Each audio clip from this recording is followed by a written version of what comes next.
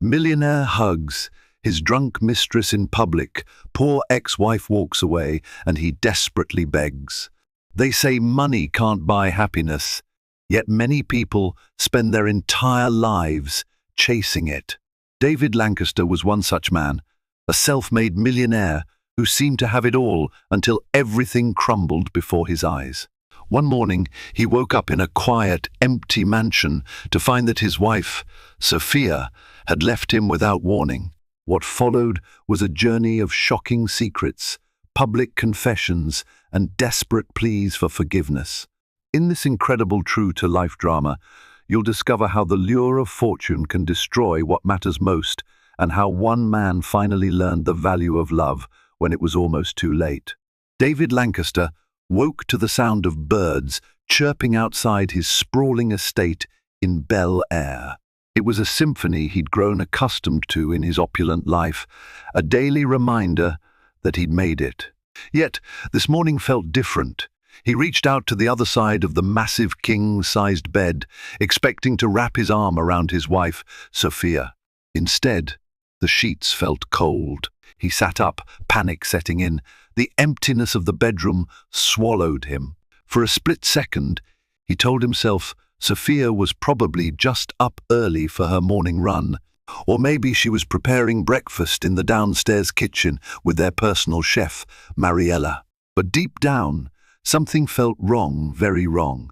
He slipped on his silk robe and padded across the polished marble floor, calling out Sofia's name. Usually she'd respond cheerily, her melodic voice echoing through the high-ceilinged hallway. Silence. David checked the kitchen, no sign of her. He glanced into the living room, just dust motes dancing in sunlight. Heart pounding, he rushed upstairs to her closet. Panic rose in his throat when he saw empty hangers and vacant shelves where her shoes once lined up in neat rows. In a daze, he scoured the room until he found a folded note on the ornate vanity. The slanting script was unmistakably Sofia's. "David, I can't do this anymore. I'm leaving. I'm sorry, but I have to go find myself again. You lost me, and you lost yourself. Please don't come looking for me. I need time." The words blurred before his eyes. I need time? He thought he had given her everything, the grand mansion, extravagant vacations, designer jewelry. But in that quiet bedroom, he realized he might have lost the one thing she ever really wanted from him, genuine attention and love. In a moment of clarity, he remembered his father's cautionary words, "What good is success if you have no one to share it with?" David had brushed off such warnings for years, but now they crashed down on him with full force. The abrupt, silent departure of Sofia was a wake-up call only. He didn't yet know the full story behind why she'd left. David threw on a pair of jeans, something he rarely wore, and a simple black T-shirt. Gone was his usual pressed suit, reflecting just how disheveled he felt inside. He needed to talk to someone who had known Sofia as intimately as he did, if not more. The only person who came to mind was Sofia's best friend, Cara Ross. Cara worked as a high-end fashion consultant in Beverly Hills. Although she and David had never really clicked, Cara often teased him about being too serious. She was fiercely loyal to Sofia. If anyone knew where Sofia had gone, it was Cara. After a tense drive, David parked outside Cara's modern, glass-walled apartment building, the throaty roar of his Aston Martin announcing his presence. Cara opened the door slowly, her posture indicating she'd been expecting him. She didn't invite him inside, but instead crossed her arms defensively. "You look terrible," she said, scanning his clothes and the dark circles under his eyes. "Where is she?" David asked, voice hoarse. His usual confidence was nowhere to be found. Cara pressed her lips together. "Not here," she said curtly, "and I'm not going to tell you if I did know. Sofia needs space. She said it herself." David let out a shaky breath. I need to know why she left." Cara's eyes flickered with anger. "You want the truth, David?" "You drove her away," You were so busy chasing deals, hosting parties for potential investors, and flaunting that perfect life on social media that you forgot who she was. She told me she felt invisible. David shook his head. Invisible? I gave her everything. Kara's face tightened. Everything but your time and respect. Did you ever ask her about her charity projects? Did you even remember her birthday without your assistant reminding you? You bragged about your success to your high-profile associates, but never once thanked her for standing by your side. Tears pricked at David's eyes, surprising him. He wasn't used to raw emotion, but something in Kara's words, layered with years of frustration, broke through his defenses. He recalled how, at the last gala event, he'd spent hours discussing market trends with other millionaires instead of dancing with his wife. The memory stung. If she reaches out to you, please tell her I'm sorry, he whispered. Kara nodded, her anger tempered by the genuine remorse she saw. But she shut the door, leaving David alone in the hallway. The hollow echo of the closing door reverberated in his heart. As he walked away, he realized he needed to do more than apologize. He had to change. And for that, he needed to confront his past. David's rise to wealth was a classic rags to riches story. He was born in a small town outside St. Louis, Missouri. His father, Martin Lancaster, worked as a school janitor, and his mother, Eloise, was a waitress at a local diner. David's parents poured every spare dime into his education, believing it was his ticket to a better life. When David graduated from the local community college, he moved to Los Angeles with dreams of making it big.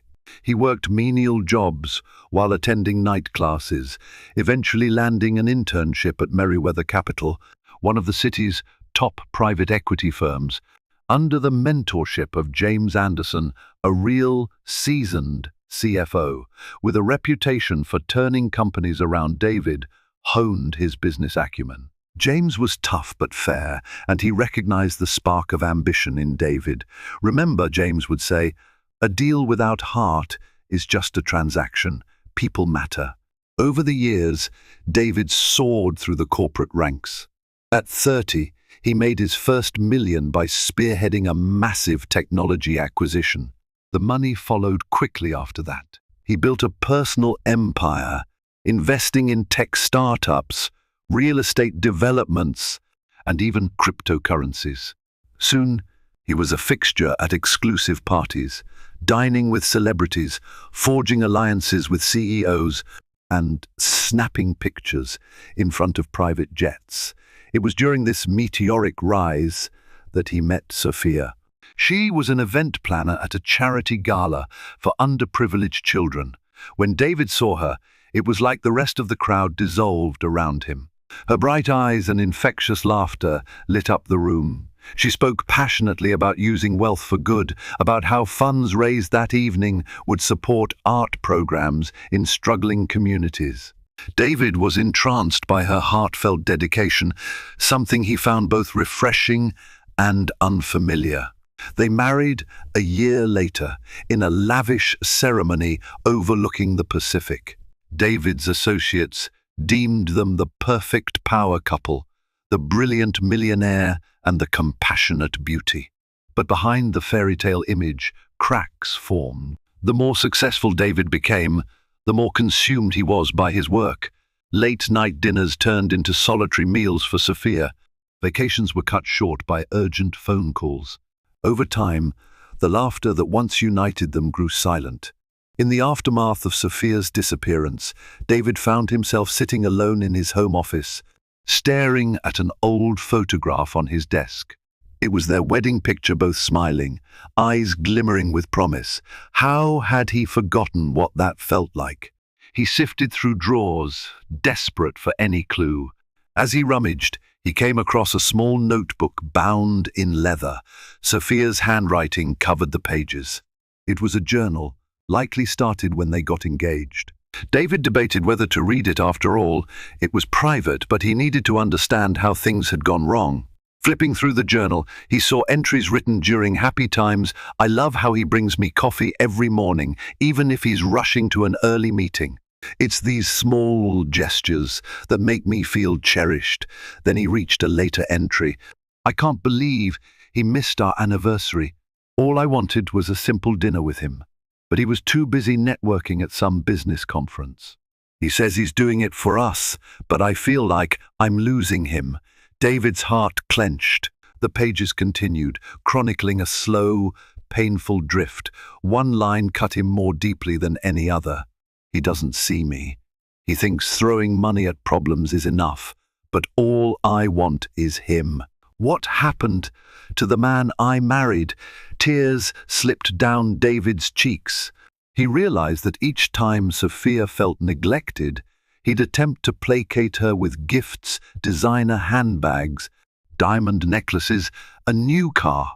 But never once did he truly address the root problem, his emotional absence. Reading her innermost thoughts made him realize how lonely she must have felt in the vast mansion that was supposed to be their shared dream home. Armed with more understanding and guilt than he'd ever felt, David vowed to find Sofia. Ignoring Kara's warning, he hired a private investigator named Ryan Kim to uncover where she might have gone. Ryan was known for his discreet methods and extensive network across Los Angeles. Days turned into weeks, and David waited anxiously for updates.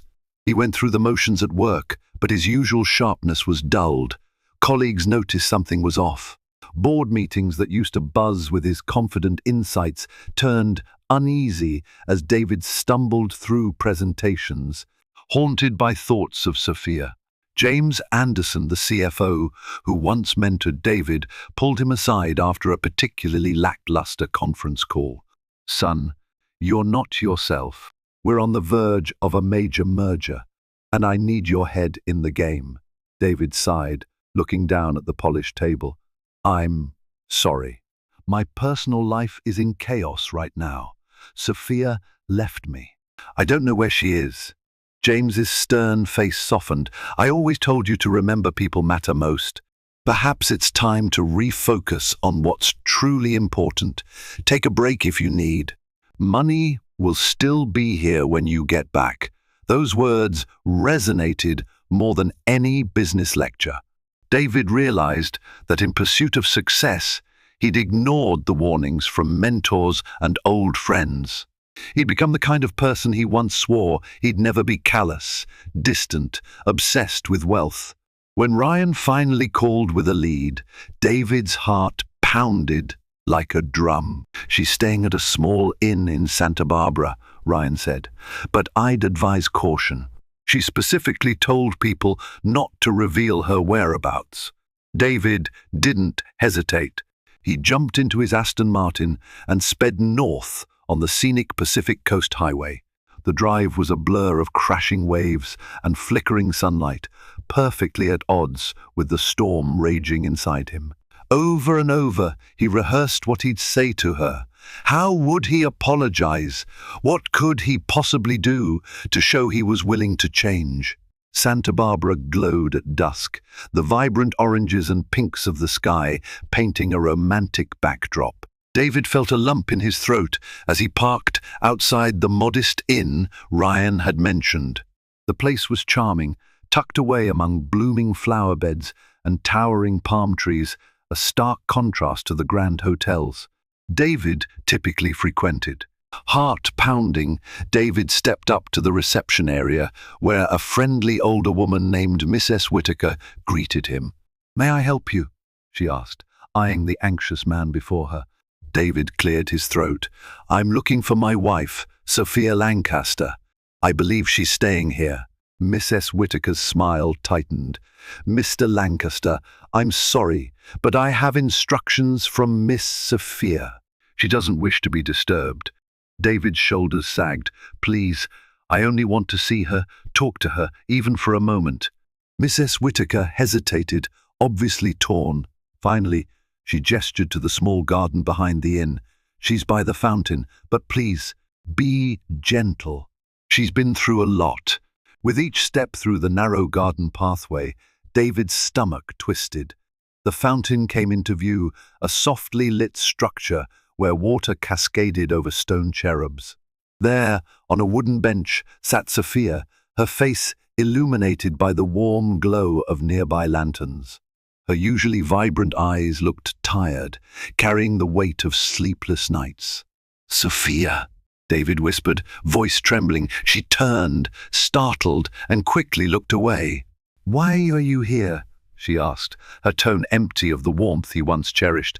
David approached cautiously. "I'm sorry," he began, words stumbling out. "I know I hurt you. I wasn't there when you needed me." She stood abruptly. "Hurt me? You destroyed me, David. You made me doubt my worth. Every time I tried to talk to you, you'd brush me off, throw some lavish gesture at me like that made everything okay." He reached out, but she stepped back. "Sofia, please, I'm ready to listen. I want to make this right." Tears filled her eyes. "Make it right? Do you even know why I left?" David's heart clenched. The question had haunted him for weeks. "Because I didn't value you enough." She looked away. "I've been thinking about this for a long time. I didn't leave you just because you were busy or because you threw money around. I left you because you forgot to love me, David. You forgot that I'm a person, not a trophy." He had no rebuttal. Everything she said was true. "I want to do better," he said softly. Sofia's tears fell. "I need time to believe that's even possible.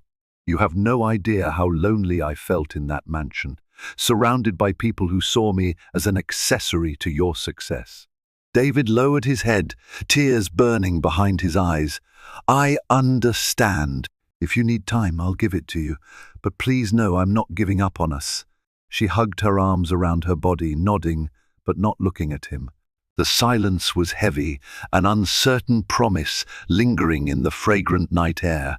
After a moment, she whispered, "Go home, David. We both need space." With a heavy heart, he obeyed, leaving behind the woman he loved and a fountain that echoed the quiet heartbreak of their conversation. Back in Los Angeles, David decided he couldn't continue life as usual. He took James Anderson's advice and requested a temporary leave from Merriweather Capital. The board members, though initially concerned about ongoing deals, surprisingly granted him a sabbatical. Something about his haunted look and unwavering request made them realize how serious he was. With his newfound freedom, David started making changes. Small steps, at first, but each one deliberate. He revisited the charitable foundations Sofia had been passionately supporting. He discovered an entire wing of a children's hospital that Sofia had quietly funded. She had never bragged about it. She simply believed in helping the less fortunate. David met with the hospital's director, Dr. Priya Menon, who told him stories of how Sofia had visited sick children, bringing them coloring books and reading stories at their bedsides. Tears welled in David's eyes as he pictured her radiant smile brightening the hospital corridors. He felt a strange mix of pride and regret. He wished he had been by her side during those visits, instead of locked away in his office, analyzing profit margins. "This is what she cared about," David murmured, gently touching a small plaque that read, "The Sofia Lancaster Pediatric Ward." He realized that beyond the public galas, Sofia had been quietly donating her resources and her time. Humbled and inspired, he wrote a personal check to the hospital, pledging to expand the pediatric ward in Sofia's name. Doctor. Menon blinked in surprise. She had known David only as a distant figure, a millionaire more concerned with his business than charitable work. Now, she saw a man attempting to reconnect with his wife's spirit. David's transformation didn't stop there. He sold off some of his prized possessions, the flashy sports cars, the yacht he rarely used, the watch collection worth hundreds of thousands of dollars. Instead, he set up a scholarship fund in honor of his late mother, Eloise, who had never been able to attend college. The Eloise Lancaster Scholarship aimed to help underprivileged students, especially young women, pursue higher education. In a moment of profound introspection, David also visited his childhood hometown in Missouri. He reconnected with Mr. John Smith, an old high school teacher who'd once told him he had the potential to change the world if he remembered to stay true to himself. Standing in the dusty school gymnasium, David felt an unexpected wave of nostalgia for the kid he used to be, the dreamer who valued relationships and looked up at the night sky, imagining a brighter future for his family. Amid these changes, not everyone was convinced of David's sudden turnaround. Word got out that he was on sabbatical, and rumors spread that Merriweather Capital might be in trouble. Investors questioned if David was taking a step back because of looming legal issues or an impending bankruptcy. The media, always hungry for a scandal, started hounding him. Tabloid headlines blared, "Millionaire on the run," and "Marriage in shambles. Did unfaithfulness drive Sofia away?" None of it was true, but the speculation only deepened David's resolve to set things right. If he was going to reclaim Sofia's trust, he had to face the rumors and show he was a changed man, even if that meant dealing with some unwanted attention. Then, a bigger problem emerged. One of David's former business partners, Gideon Reese, claimed David owed him a substantial sum from a previous real estate venture. Gideon, known for his ruthless tactics, seized the moment of David's public vulnerability. He filed a lawsuit, alleging breach of contract. The lawsuit threatened to drain not just David's finances, but also his reputation. Facing a potential legal battle, David had to decide whether to settle quietly or fight back. Yet, in a twist of fate, David found an ally in an unexpected place: Sofia's friend, Cara Ross. Although Cara had initially been protective of Sofia, she saw the genuine shift in David's actions. She reached out to him, offering to connect him with a top legal counselor who specialized in contract disputes. With her help, David secured a strong defense team and began negotiations to address Gideon's claims. Throughout the ordeal, David felt a renewed sense of purpose. While the lawsuit was a distraction, it also underscored how much he'd grown. Before, he might have tried to handle Gideon's demands with under-the-table payoffs. Now, he faced the challenge openly and ethically, aiming to preserve his integrity. While handling the lawsuit, David continued volunteering at the children's hospital once a week. One evening, as he was reading a storybook to a timid girl named Lucy, he noticed a familiar figure across the hallway: Sofia, holding balloons for the kids. His heart leapt to his throat. For a long moment, they locked eyes, surprise and uncertainty flitting between them. Sofia managed a small smile, then walked over. Lucy giggled at the colorful balloons, breaking the tension. Sofia handed them to the children, her nurturing nature on full display. After tucking Lucy in for the night, David and Sofia stepped outside into the dimly lit parking lot. The cool air carried the scent of jasmine. "I didn't expect to see you here," Sofia said, hugging herself against the chill. David offered her his jacket, but she shook her head. "I've been coming here every week," he replied. "I wanted to understand what you were so passionate about." "The kids. They're amazing. I see why you love this place." Sofia looked down, her emotions swirling. "Thank you for supporting them," she said quietly. "The staff told me about your donation. It's the least I can do," David murmured. "I just want you to know I'm trying to be the man you deserve." She hesitated, brushing a strand of hair behind her ear. "I've seen some of the changes you've made. Cara told me you've sold off your collections, started scholarships. You're actually working with the charities I care about. But I need to be sure this isn't just a phase." David's gaze softened. "I understand. I won't pressure you, but if you ever want to talk, really talk, just let me know." They stood there in silence, the distance between them not just physical but emotional, a careful chasm neither dared to cross too quickly. Finally, Sofia sighed and gave a tentative nod. "I will," she whispered, before walking away into the cool night, leaving David with a mixture of hope and longing. The legal battle with Gideon Reese intensified. Lawyers argued back and forth, with Gideon seeking millions in damages. Public opinion was split, and David found himself the subject of media scrutiny again. However, an unexpected ally appeared in the form of James Anderson, his old mentor. James reached out, offering insider knowledge. He provided documentation showing that Gideon had falsified certain deal terms. "I had my suspicions for a while," James admitted. "When I heard you were being dragged through the mud, I did some digging." David was overwhelmed with gratitude. Together, they presented the evidence in court, dismantling Gideon's lawsuit. In a dramatic twist, Gideon dropped his claims to avoid potential legal repercussions for fraud, and David walked away vindicated. The experience further solidified David's new outlook on life. Partnerships built on respect, integrity, and genuine friendship were infinitely more valuable than hollow alliances formed solely for profit. He thanked James, who simply smiled. "People matter," James repeated, reminding David of the lesson he'd preached years ago. Despite the legal victory, David's marriage was still in limbo.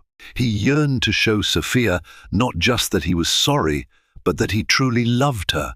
Then, Kara contacted him with a surprising invitation. Sofia was organizing a benefit concert for the children's hospital. "She needs sponsors," Kara said quietly. "I can't promise anything, but if you're truly serious about winning her back, this might be your chance." David didn't hesitate. He poured resources into the event, but more importantly, he offered his time.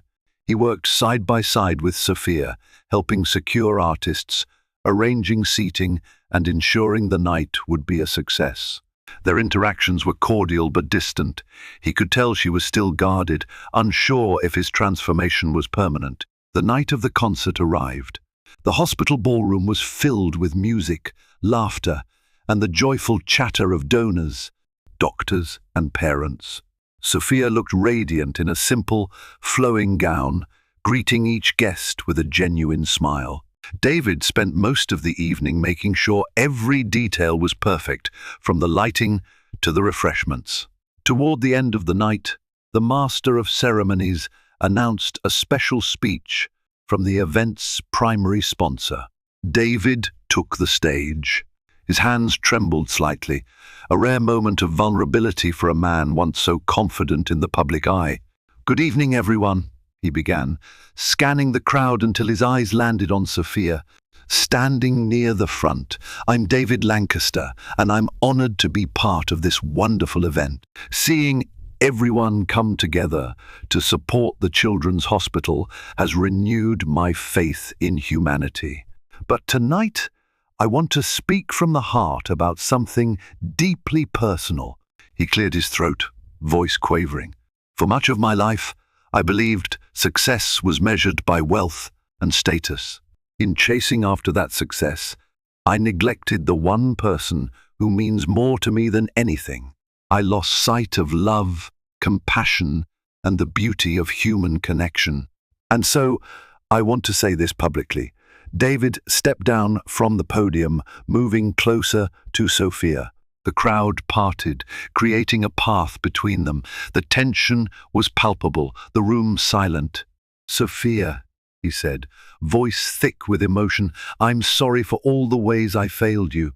I'm sorry for every lonely night you spent wondering if I cared. I'm sorry for treating you like a fixture in my life instead of the amazing woman you are. I want to spend the rest of my days proving that I've changed, not with expensive gifts or grand gestures, but by truly being present, by listening, by loving you the way you deserve." Tears glistened in Sofia's eyes. She hesitated, visibly affected by his words, but still uncertain. David took a shaky breath. "If you still love me, if you can find it in your heart to forgive me, I'm asking you, please come back home. I'm ready to be a better man, for you, for us." A murmur swept through the crowd. Some dabbed at their eyes with handkerchiefs, moved by the raw vulnerability. Sofia stared at David, her chest rising and falling in a silent battle of emotions. For a long moment, nothing happened. Then Sofia's face contorted with emotion, relief, pain, love, and uncertainty all swirling together. She took a step forward, her eyes locked on David. "You really hurt me," she began, voice trembling. "I don't know if I can just forget everything that happened, but I also can't deny how much you mean to me." David nodded, tears in his own eyes. "I understand. I'll earn your trust back, every day." Sofia inhaled shakily. "I can't promise it'll be easy, but I'm willing to try, because I believe in what we had, and I see the man you're trying to become." She moved closer and placed her hand in his. The crowd erupted in applause, some whistling, others wiping tears. David's heart felt as if it might burst from his chest. In that moment, he realized that no amount of money or success could ever compete with the feeling of holding Sofia's hand again. The benefit concert ended on a triumphant note, not just for the cause it served, but for the personal victory of two souls finding their way back to each other. Despite their emotional reunion, David and Sofia knew their relationship wasn't fixed overnight. They decided to attend couples therapy, a step David would have once scoffed at. During sessions, led by Dr. Marcia Weber, they learned to communicate honestly, unearthing resentments, fears, and hopes. Sofia admitted she'd often felt overshadowed by David's wealth and reputation. She confessed that sometimes she wondered if she'd lost her identity in his shadow. David, in turn, revealed how his insecurities about growing up poor had driven him to obsess over financial success, to the point of neglecting the emotional bonds that truly mattered. These sessions were grueling, tears often replacing words, but each breakthrough reminded them why they had fallen in love in the first place. The sweet memories of early dates, shared aspirations, and silly inside jokes blended with the painful awareness of how far they'd drifted. Yet, they chose to walk forward together, learning to trust again. Outside therapy, they spent more time doing simple things, cooking meals together, going for evening strolls on the beach, even gardening, something Sofia had always loved but never pursued because David once deemed it a poor investment of time. Now, kneeling side by side in the soil, they found a peaceful intimacy that money could never buy. One of the biggest changes was the transformation of their Bel Air mansion, where it once seemed cold and unwelcoming, more like a showpiece than a home. It now brimmed with life. Sofia introduced warm-colored accents, cozy reading nooks, and an entire wing dedicated to a small art studio where children from the hospital could come for workshops. David repurposed his elaborate wine cellar into a music room for local youth programs, equipping it with instruments for kids who couldn't afford their own. The once ostentatious ballroom, the site of so many business parties, was downsized to create a library and communal gathering space. Soon, Saturdays at the Lancaster home became community day, with neighbors and volunteers coming together to organize charity drives, art classes, and music lessons. Sofia's laughter echoed through the corridors, and David found a deeper, more enduring satisfaction than he'd ever felt in his billionaire lifestyle. He discovered that success was not about stacking zeros in a bank account, but about the positive impact he could make on people's lives, beginning with his own wife. Their relationship was on the mend, but one lingering matter weighed heavily on both of them: David's father, Martin Lancaster. Martin had grown estranged from David over the years, seeing his son's transformation into a wealthy businessman as a betrayal of their humble roots. The last time they'd spoken, Martin accused David of being heartless, pointing out that he'd forgotten the value of hard work and community. Now, David felt a strong need to reconcile with his father. "I have to see him," he told Sofia one morning. She squeezed his hand. "Then let's go," she said, determination lighting her eyes. They flew to Street Louis, making the drive to the small town where David was raised. The modest house still stood on a cracked sidewalk, the paint peeling from its wooden boards.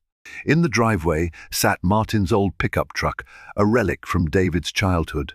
When Martin opened the door, his hardened gaze took in the sight of his son and Sofia. Time and bitterness had etched lines into the older man's face, but Sofia's warm smile seemed to disarm him, if only slightly. "What are you doing here?" Martin asked gruffly. David swallowed, stepping forward. "I came to say I'm sorry for drifting away, for not visiting, for becoming someone you didn't recognize." Martin's eyes flickered with emotion. "Is that so?" David nodded, taking a deep breath. "I was blinded by money, Dad. I forgot what you and Mom taught me, but I'm working to change that. Sofia has helped me see what really matters. People, family." Sofia chimed in gently. "And he's really trying. I promise you that." Something in her voice, in David's stance, broke down Martin's defenses. He opened the door wider, signaling they could enter. Their conversation spanned hours, touching on old memories, regrets, and hopes for a better future. Martin shared how lonely he'd felt after David stopped calling regularly, how proud he was of his son's achievements, but saddened by his seeming detachment from the family. By the time they left, Martin and David were on tentative but hopeful ground. Sofia could see a glint in Martin's eyes, suggesting he might finally give his son another chance. After reconciling with his father and steadily rebuilding his marriage, David felt a sense of peace he hadn't known before. He resumed work at Merriweather Capital, but on his own terms. He refused to work more than 50 hours a week, dedicating the rest of his time to family life and charitable engagements. Initially, some partners grumbled, but they quickly recognized that a balanced, empathetic David was even more effective as a leader. The final test of David's newfound priorities came when he was presented with an enormous business opportunity, overseas one, that would require him to relocate for 6 months. It promised substantial profits, enough to fund expansions of various philanthropic projects. However, it would also mean uprooting Sofia or leaving her behind in LA. Risking the delicate balance they'd achieved, Sofia and David discussed it at length. "I won't stand in your way if this is something you really want," Sofia said softly, though her eyes showed concern. David smiled gently. "We'll find another way. I'm not risking what we have for a quick profit. Money isn't everything. We'll build our dreams together at our own pace." In that moment, Sofia knew he truly had changed. She leaned in, pressing her forehead against his. "I love you," she whispered, the words finally free of doubt. A year had passed since the day Sofia left the scribbled note that rocked David's entire world. In those 12 months, they had pieced their lives and their love back together with painstaking care. The once quiet and cavernous mansion in Bel Air now thrummed with warmth and laughter. Walls that echoed with loneliness were repainted in vibrant hues, the sterile decor replaced by cozy furniture and family photos. In every corner of the house there were signs of new life, children's drawings tacked to a bulletin board, potted plants that Sofia faithfully watered each morning, and the gentle hum of classical music when guests arrived for workshops or charity events. David stood on the second-floor balcony, gazing at a spectacular golden sunset cascading over the horizon. It was a sight he used to dismiss as just another day in sunny Los Angeles. But now, each streak of orange and pink felt like a gift. The year of changes had taught him to notice life's subtleties, to savor fleeting moments instead of rushing through them. He heard soft footsteps behind him and smiled even before he turned. Sofia joined him, sliding the glass door shut with a gentle click. She rested her forearms on the balcony railing, the gentle breeze stirring loose strands of her dark hair.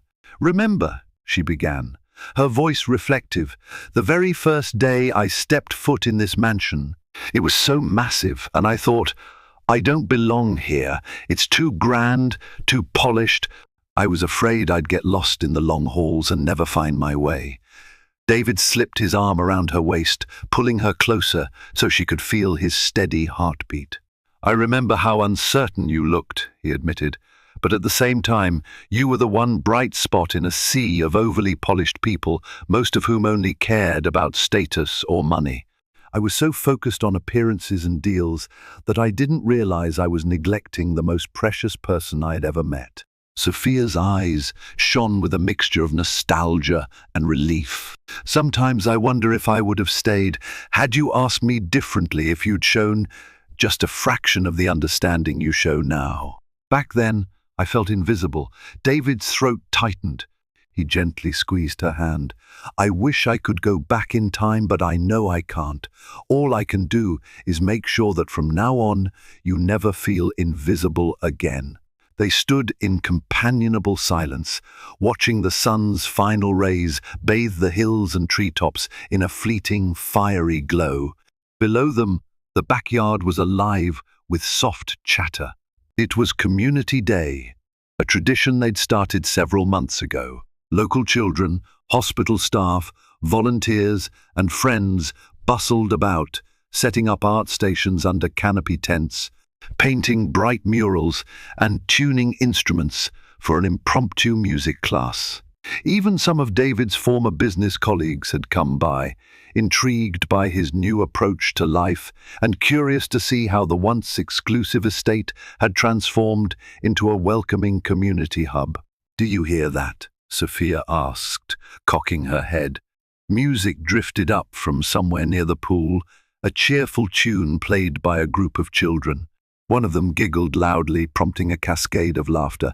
David nodded, a soft smile on his lips. "I never thought these halls would resound with that kind of joy," he said, recalling how the mansion used to be a stage for stiff cocktail parties and business dealings. Back then, everything was about flaunting success, not sharing it. Sofia leaned against him, resting her head on his shoulder. The warmth of his presence felt comforting and safe. She recalled the uneasy nights she'd spent in this very house, waiting for David to come home from a meeting or business trip, only to watch him bury himself in late-night phone calls. That version of their marriage seemed like a distant memory, now an echo of unfulfilled needs and broken promises. Through heartbreak and soul-searching, they had learned that true partnership required openness, genuine effort, and mutual respect. "I love how we've turned this place into something meaningful," Sofia whispered. "We're helping kids discover art, music, and a sense of community they might not have otherwise. They see a door open here, not a barrier." David sighed contentedly. "It's all thanks to you. You showed me another way to live, one that's about connection, not just achievement. And you reintroduced me to my own empathy, something I'd buried under ambition for too long." They stayed like that for a while, the glow of the setting sun reflecting in their eyes. Downstairs, people were beginning to gather the children's artwork and store the instruments, and the hum of socializing drifted up like a gentle current of life. Sometimes one of the volunteers would glance up to the balcony, spot the couple, and smile at the peaceful image they presented, once wounded souls standing together in the twilight, forging a new path. "Hard to believe it's been a year," Sofia murmured, sliding her hand to rest against David's chest. She felt his heartbeat thrum beneath her fingertips. "It feels like both yesterday and a lifetime ago." David nodded. "Every day I look at you, I'm reminded of how close I came to losing everything that mattered. Losing you. That year taught me that love, real, deep, unconditional love, doesn't thrive on negligence and complacency. It needs nourishment, the way we're nourishing these children's spirits with art and music." Sofia felt a swelling in her chest as she regarded him.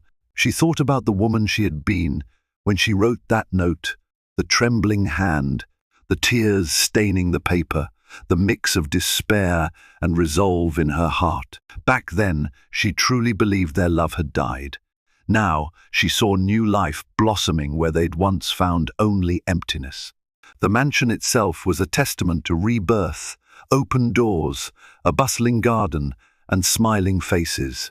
"You're right," she said softly, "but I also learned to stand up for myself, to walk away when I wasn't being cherished.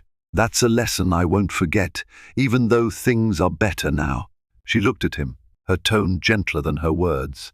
"Because self-worth means understanding that we deserve more than the scraps of someone's time." David nodded, absorbing her truth. "I'm glad you did," he replied, voice hushed with emotion. "If you hadn't left, maybe I never would have woken up to the life we have now. I might still be lost in boardrooms and lavish parties, missing out on what's truly essential." They both turned toward the setting sun once more. As the last rays dipped below the horizon, David kissed the top of Sofia's head. In the distance, the soft strum of a guitar could be heard as the last of the children put on an impromptu mini-concert, squeals of delight echoing off the walls of the once intimidating mansion. Sofia and David exchanged a glance, quietly acknowledging the miracle they were living, a new beginning built from shattered dreams, heartfelt confessions, and the unwavering determination to love better. Hand in hand, they left the balcony to join their guests below, carrying the warm glow of the sunset in their hearts, ready to continue the journey they had started together, a journey that promised hope, healing, and the simple yet profound joy of two souls choosing each other anew every single day. To commemorate their renewed bond, Sofia and David hosted a small party at their home. Close friends, family, and neighbors gathered under twinkling lights in the garden. Martin Lancaster flew in from Missouri, and even Cara Ross, once David's fiercest critic, came, looking genuinely happy to see them so in love. Dr. Priya Menon from the Children's Hospital gave a short speech, thanking the Lancasters for their tireless efforts and the expanded pediatric wing that had helped so many kids receive better care. James Anderson raised a toast, praising David for rediscovering the heart in business and in life. Then Sofia spoke. She thanked everyone for their support during the hardest year of her life. She talked about how she rediscovered her self-worth and how David's transformation renewed her faith in their marriage. "Sometimes you have to step away to realize what you have," she said, tears glistening. "And sometimes the person who hurt you finds the courage to change." David joined her, taking her hand. He looked around at the gathered faces, each person having played a role in their story. "I wanted to be a millionaire for as long as I can remember. But it took losing the woman I love to realize that life's real riches are found in love, compassion, and community. Thank you for letting me learn that lesson." They ended the night dancing under the stars, a simple waltz they had once performed in a grand ballroom but never truly enjoyed. This time, each step felt right, perfectly in sync heart to heart. Even with their happy reunion, David and Sofia knew challenges would arise. They were both ambitious, passionate individuals with big dreams. The difference now was that they knew how to prioritize and communicate, whether they were planning charity fundraisers or deciding on a weekend getaway. They approached each decision as a team. Sofia had a dream to establish a permanent art therapy center for sick children, and David wholeheartedly supported her. In turn, David wanted to create a mentorship program for underprivileged youth interested in business and finance, giving them a head start he never had. They pooled their resources, energies, and talents, forging a path that combined their unique strengths. Time and again, David was reminded of the note Sofia had left in the beginning. "I can't do this anymore. I'm leaving. I'm sorry, but I have to go find myself again. You lost me, and you lost yourself. Please don't come looking for me. I need time. Now, he understood that she'd been right. They had lost each other. But by giving her the space she needed, and by embarking on a true journey of self-reflection, they'd found themselves again, stronger, wiser, and more deeply in love. Months later, the Children's Hospital planned a grand reopening of its expanded pediatric wing. Sofia and David were the guests of honor. A crowd of hospital staff, patients, and reporters gathered for the ribbon-cutting ceremony. As Sofia snipped the red ribbon, applause roared through the courtyard. A local reporter, Maria Gonzalez, approached them. "David, Sofia, how does it feel to see the results of your contributions?" Sofia beamed. "We're just happy to be part of something that brings joy and healing to these children." Maria turned to David. "Some say your personal transformation was as significant as the hospital's expansion. Care to comment?" David smiled wryly. "I owe it all to Sofia, my guiding star. Without her, I'd still be lost in a world of meaningless deals." Then in front of everyone, David turned to Sofia, gently lifting her hand. "And there's one more thing," he said, his voice carrying through the crowd. "I proposed to Sofia a few years ago in a grand way, but I never truly honored that promise. Today, in the midst of this place that means so much to both of us, I want to renew our vows." Sofia's eyes widened, tears threatening to spill. David sank to one knee, producing a simple band. "Will you continue this journey with me, loving me, challenging me, and growing with me?" Sofia's tears spilled freely.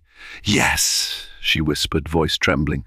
The audience cheered, some dabbing their eyes, as David slid the modest ring onto her finger. It wasn't flashy or diamond-encrusted, just a plain gold band, symbolizing their new beginning. They sealed their renewal with a tender kiss, surrounded by the doctors, nurses, children, and supporters who had witnessed their love story's rebirth. Cameras flashed, capturing the moment for the local news and for their own memories. In that single moment, under the bright sun and amid the laughter of children, David Lancaster fully realized why his wife had left him and how incredible it felt to have truly won her back. In the end, love triumphed over arrogance, misunderstandings, and the relentless pursuit of wealth. David Lancaster's journey proved that no amount of money can replace genuine affection, empathy, and connection. He discovered that true success comes from embracing our humanity, cherishing relationships, giving back to the community, and finding meaning beyond bank balances. Through heartbreak and redemption, David and Sofia reunited with renewed understanding and commitment, proving that it's never too late to change, to grow, and to stand for what truly matters.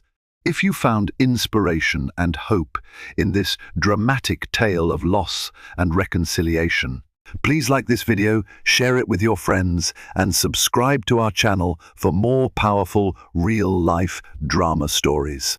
Your support helps us continue to bring you stories that touch the heart and remind us of the extraordinary power of love. Thank you for watching.